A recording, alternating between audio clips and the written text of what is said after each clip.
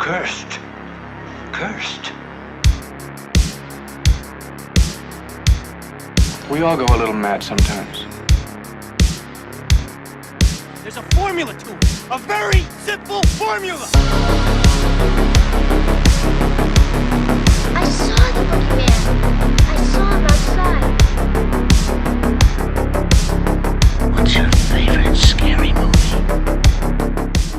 Hey everybody, welcome to a brand new episode of Tomb of Terrors with me, Old Man Brad. Whether you are new or returning, thank you so much for giving me a listen. If you love the show, drop me a review on your favorite podcast app, or you can support the show, patreon.com/oldmanbrad. Make sure to follow me on social media. Just look for Old Man Brad on Blue Sky. Look for Tomb of Terrors over on Instagram. And of course, make sure you're following me on Letterboxd. Just look for Old Man Brad so you can see all the watches that I do. So this episode's kind of a combo piece, I guess you could say. This week at the Esquire Theater, the week that this episode drops, we'll be screening Night of the Vamp-Friars. This movie is the first wholly produced film from Vinegar Syndrome. I'm so excited for everybody in Cincinnati to see this movie. Honestly, it's an absolute blast. I love the film. But with that, the writer and director of the movie, Kurtis Spieler, joined me to talk about the film. So we kind of got this twofer. You know, the movie is playing this week in Cincinnati. Kurtis is here to talk about the film. I'm going to give you a few spoiler-free thoughts on the film as well. And of course, if you're listening to this the week that it drops, make sure you come out to the Esquire Theater August 21st at 10 p.m. to watch Night of the Vamp-Friars with me. I cannot wait to see it up on a screen and see how the crowd reacts to this film. And if you're coming to it after the fact, that's okay too. Hopefully by then you've come to Night of the Vamp-Friars and you're like, you know what? I need to find out more about this movie. Or you're just curious about Night of the Vamp-Friars. And I will tell you, if it is playing in your area, ends up playing in your area, go see it. Or if it's later on down the road and you've kind of either see it on streaming or see it out digital or disc or whatever, it's a recommend from me. I'm just going to say it right up front. All right, enough of my opening ramblings. It's time to dive into everything Night of the Vamp-Friars. It has been well documented that throughout the 1800s, many people living in the early New England states believed in vampires. Yeah, did you ever hear the story about the Woodsfield vampires? I haven't. Go on. So much so that townspeople were known to desecrate the corpses of those believed to be vampires, and in some cases, even resorted to murder. Wait, you saying there's a vampire cemetery here in town? Vampires aren't real, but yeah. While many historians believe it was all just superstition inflamed by the tuberculosis outbreak of the time, many cases still remain shrouded in mystery. This has gotta be it. Scarier than I thought.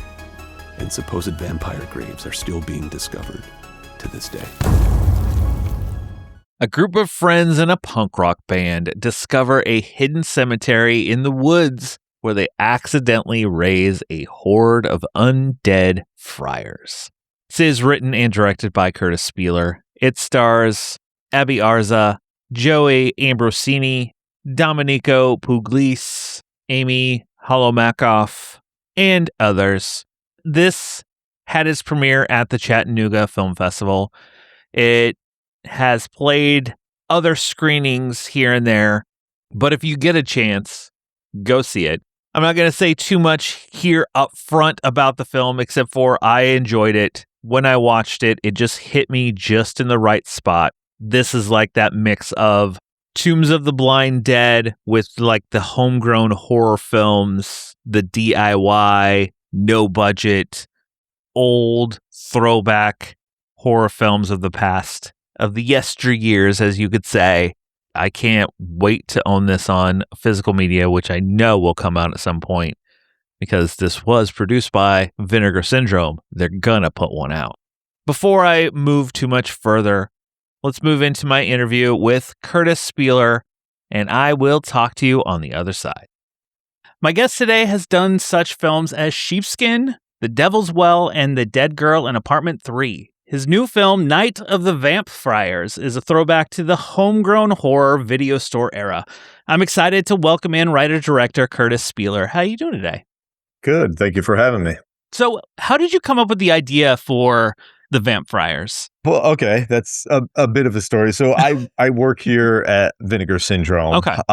Which are the ones who basically produce the movie. And for anybody that's listening who doesn't know who Vinegar Syndrome is, we're a film restoration and preservation company.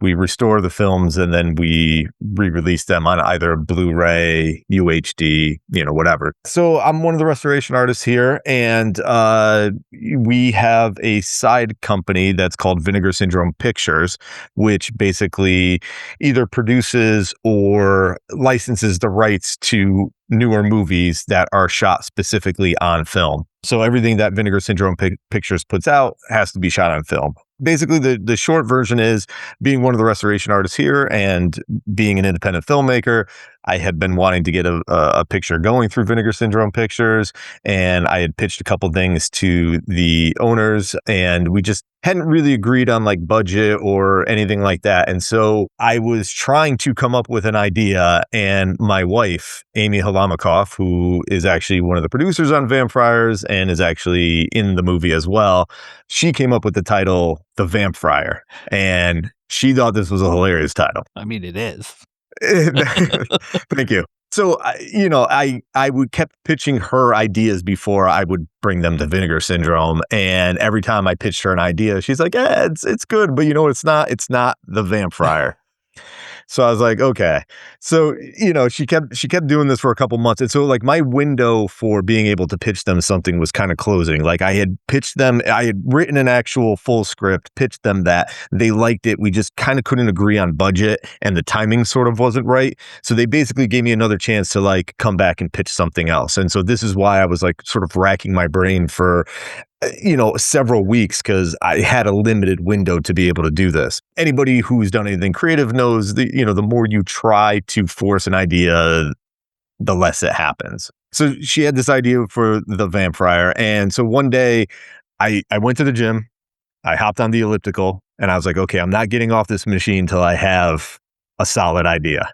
And I was on the machine and I started thinking to myself, okay, what can I do? Like, I knew we would be shooting on film. I figured 16. I was like, I wanted to do something more than just a slasher movie, but I was like, I kind of worked backwards. I was like, we could have some kids that go into a cemetery and maybe raise the dead. And, I started kind of working from there, and I was like, oh, it'd be cool if they were like these skeletons, kind of like Tombs of the Blind Dead. I was like, we could do that. We could hide the mechanisms under their clothing to make them move. And I was like, what would they be wearing? And I pictured them in these like robes, and I was like, oh, the robes would be good. And I was like, why are they in robes? And I was like, oh my God, if I make them vampires, they're Vamp-Friars. And so I was like, she was right this whole time. So I basically got excited about the idea. I called my wife. I was like, okay, listen, instead of the Vamp-Friar, how about the Vamp-Friars? And I kind of pitched her this like quick idea of, these kids go out and they, raise these undead Vamp-Friars from the grave, and they get attacked and all that kind of thing. And she's like, I love it. And so we were pretty much off and running after that. You mentioned Tombs of the Blind Dead. I'm a big fan of that series. Like I saw those inspirations, especially in the Vamp-Friars. I was waiting for like some of them to ride in on a horseback, like in those movies. But we didn't have the budget for a horseback. But what were some of besides that, like some of the inspirations you had kind of making this throwback to that video store kind of homegrown horror era?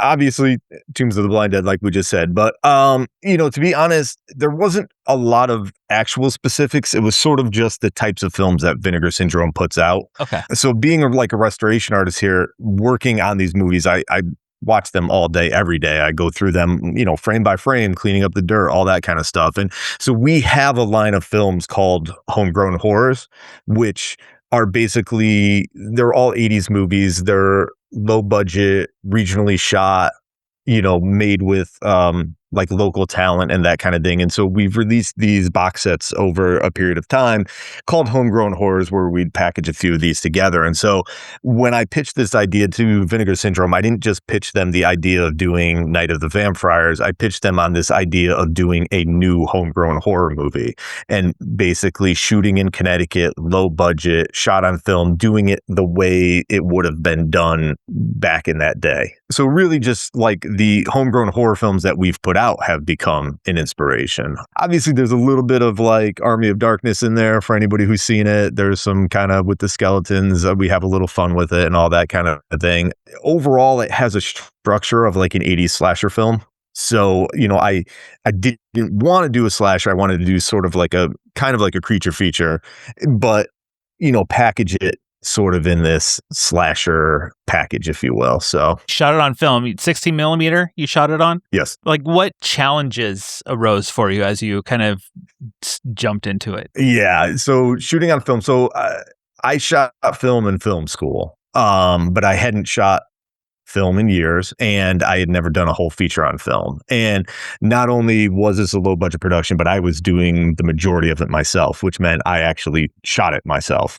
I bought the camera, I loaded all the film, unloaded all the film, made sure that, everything was sort of on my shoulders, because it is nerve-wracking shooting on film. It kind of changes everything. It sort of felt like this was, like you said, I've made other movies before. This is technically my fourth independent film. And then I also worked on another movie called New York Ninja, which was an unfinished film that we had here at Vinegar Syndrome that I did finish. So that was a little bit different, but I had done, 3 independent productions before, this being my fourth one. And I'll be honest, it felt like I was making a movie for the first time. It changed everything. And it's funny because, as you make more movies, usually you start getting bigger sets and more crew and all that. This got stripped right down to like the bare minimum. So I actually in a way sort of took a big step back in a little bit. It just kind of had that DIY spirit. And so, yeah, shooting film is a lot more stressful. You have to be very aware of how many takes you're doing, because you have physical film running through the camera. If you run out, you run out, and you can't just go get more. You can't just clear a hard drive and shoot another take. It's a lot. So, and were there any times as you were doing it, you were saying like this was stripped back from what you've done in the past, and it kind of plays to the style too of that homegrown film, but then shooting it on film to really give it the look. Were there any moments as you were making the movie where you're like, because it's either film or because of the way it's set, that we kind of had to pivot in certain areas? Yeah, I mean, yes. And so the whole movie was a pivot. Okay. If I'm kind of no, I mean, everything's on the page. Like, we shot everything that was on the page, but like, in order to do this sort of homegrown horror, one of the things, again, you would ask me sort of what my inspirations are, and one of the things I love about the movies that Vinegar Syndrome puts out, I mean, we do studio movies, we do low budget movies, we do exploitation, horror, all that kind of stuff. But I think some of the movies that work the best, for me at least anyway, are the movies where somebody went out and like, they had a low budget and they tried to earnestly make a good film, but either due to budget or resources, or maybe in some cases talent, they didn't exactly pull it off. Yeah. And so there's like this, I don't want to say shortcomings because that's kind of the wrong word, but things aren't up to like a bigger budget standard, Oh, yeah. But those shortcomings, in my opinion, are the things that become like the life of the movie and give it charm. I didn't want to intentionally set out to make a bad movie. That's not the point. But what I recognized working in this world and making movies modern day, but like trying to sort of pay tribute to the movies of yesteryear, I was very aware of like, okay, these shortcomings are what is going to give it the charm. So like when I wrote it, I wrote with budget in mind. I knew we were going to be working on like a shoestring budget, but I also knew that like there were certain things when I was writing, I was like, are we going to be able to do this? And I'm like, we'll figure it out. We'll figure it out. And I kind of knew that we had this built-in safety net that like, it's okay if it's not perfect, because that's the thing that's going to give it the charm. So like when we were shooting things, if something didn't work, it's like, okay, well, here we are. We're doing it anyway. We're going to figure it out. And we would do something, and then like kind of what we got is what we got. And I had to work with it. And so that was kind of the overall, I don't want to say like mantra of the film, but that was kind of the overall vibe of it. So About how long was your shoot overall? well, so I was still working at Vinegar Syndrome full time. So that was like part of the deal, is they were like, hey, listen, if you're going to do this, it just can't really like affect your work, because we do long hours here and we're very busy and we have a very strict like release schedule here. So I said, yeah, sure. I mean, I'll make it work. So we mostly shot nights and weekends. Technically it was like a 2-month shoot. But it was kind of scattered, like, yeah, it was scattered throughout.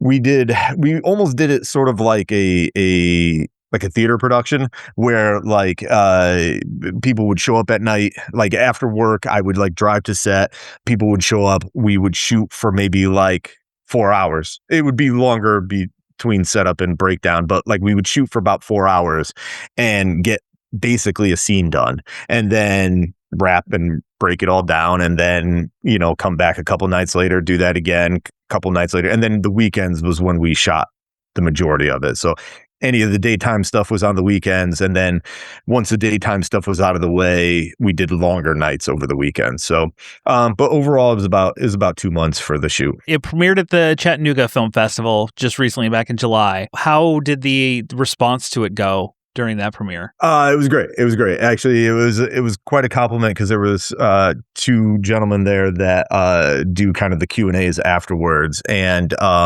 usually they kind of pick and choose like who's going to do which Q&A after which screening. And this one, they couldn't decide who was going to do it. They both wanted to do it, so they both did the Q&A. So that was a compliment, and it was the closing night film, which I thought was cool too, because for festivals, kind of your opening night, your closing night are your like bigger stuff. So my whole goal with this is I hope that it reaches the right fans. Like, I realize this may not be for everybody. I'm hoping a lot of people enjoy it, but for people like us that grew up watching this type of movie, I hope that people get what I was kind of going for here, Oh yeah, I absolutely did. When I watched it, I was like, this is exactly what I want it to be. Like, it just hit the mood I needed the night I watched it, and all I thought was like, man, I miss the video store. Because I would pick up movies like this, and it was a blast. It was funny, it was cheesy, and it just hits right, especially if you're a fan of that type of film. Yeah, well, and that's the thing, is like, I was trying to walk like a thin line with this. Like, I didn't want to overdo it. Movies these days, like when people try to make movies similar to this, they have a way of like sort of take like I said before, there's like sort of these quote unquote shortcomings that some of these other movies had. I feel like now when people nowadays try to make movies like that, they exploit those shortcomings to the point where it almost kind of becomes parody. Like, they're sort of maybe not intentionally making fun of those movies, but in a way they are. Where like, that's not what I was trying to do here. I wasn't trying to like make fun of those types of movies. I was trying to make something that lived very much in the world of those movies. So for like example, like with the Vamp-Friars, there's they're like for the most part puppets, but there's like, we used strings and stuff like that. And there's a couple parts where like you can see the strings, and it's like, okay, I didn't set out to intentionally do that. Like, some people might purposely put the strings in there just for, the laugh or whatever. And I was like, okay, I know they're there. We're going to try not to have them in there. Yeah. But if they show up, it is what it is. And that's kind of like the spirit of the whole thing, is doing it like they would have back then. And so, some of that stuff where you do see the strings, it's like, yeah, I know. I was, trying not to have them in there, but they're in there. So what are you going to do? And I think that adds to the style and the charm. You're not trying to force, hey, look, we have strings, or hey, look, we have these cheesy skeletons moving around. You're like, we filmed it in that style and it just happened to come across, or the string showed up. It just, Yeah. And I think it adds to the charm of it. Yeah, well, and that's what I was kind of saying earlier about the budget is like, I knew when I was writing, like we weren't going to have the budget to necessarily pull this off, quote unquote, the right way. But that's where I knew like where all the charm would live, and that's exactly what happened. And that's kind of the thin line that I was trying to walk the whole time. And this is the first wholly produced film from Vinegar Syndrome. Yes, because we've had other Vinegar Syndrome pictures releases. Either they were partially funded or partially produced, or we licensed the rights from like the film festival circuit. But this was, because I work here at Vinegar Syndrome, it was 100% produced in-house. And even some of the locations, actually a lot of the locations are Vinegar Syndrome property. Oh, okay. And it's done some festival screenings, other screenings playing here in Cincinnati, and being at Vinegar Syndrome, I'm assuming in the future we'll eventually see it on physical media.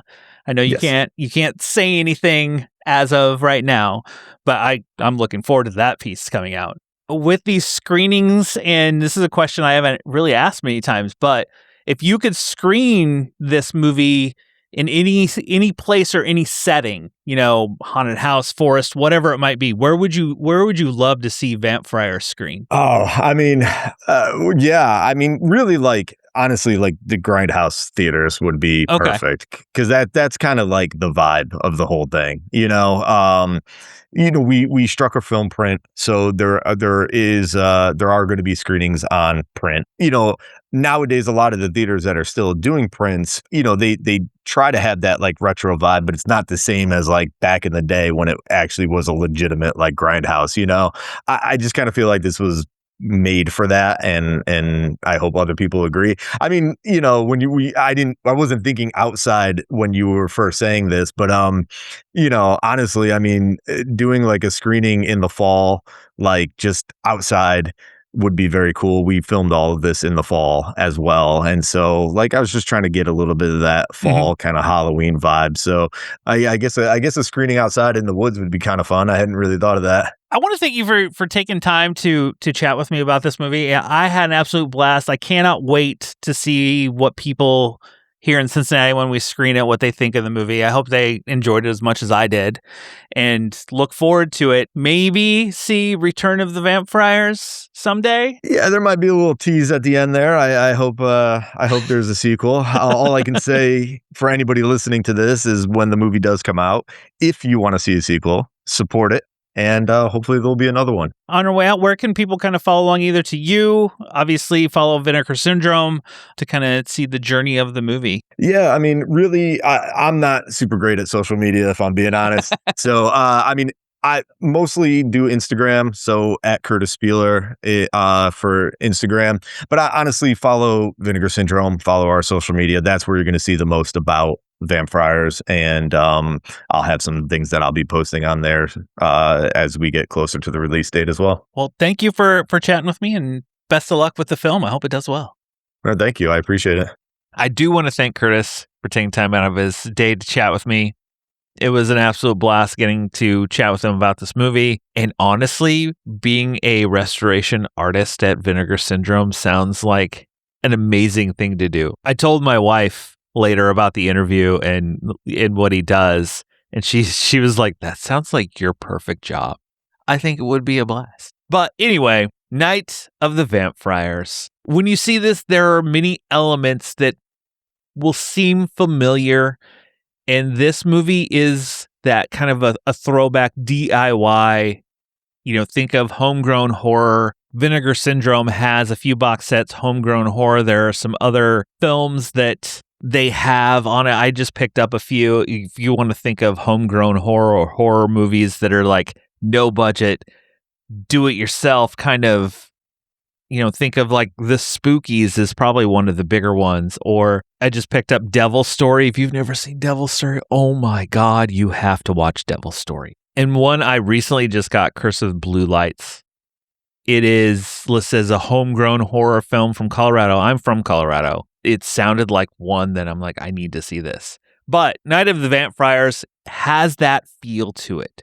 It has, as said in the interview, kind of I don't want to say a callback, but it kind of feels like Tombs of the Blind Dead when you see these Vamp-Friars, because they're in these robes, these like almost monks. Just seeing them immediately, I thought of Tombs of the Blind Dead. And I was like, okay, you have me here. Let's see where this goes. And then the film, it's not a film that goes like it's over the top. Like Kurtis said, they're not trying to make fun of these movies. He was truly trying to make one of these movies.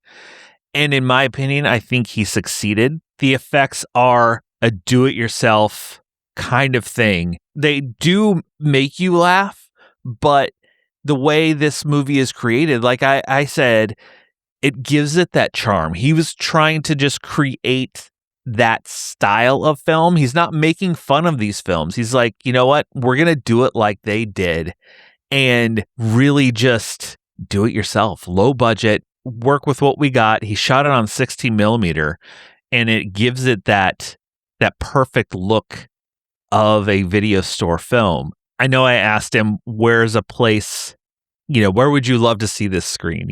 Grindhouse Theaters is what he said, which would be a perfect place. And then just outside, like watching it in a cemetery would be cool. I have a screen and do movies outside from time to time. Putting this on during Halloween, I think would be a fun time.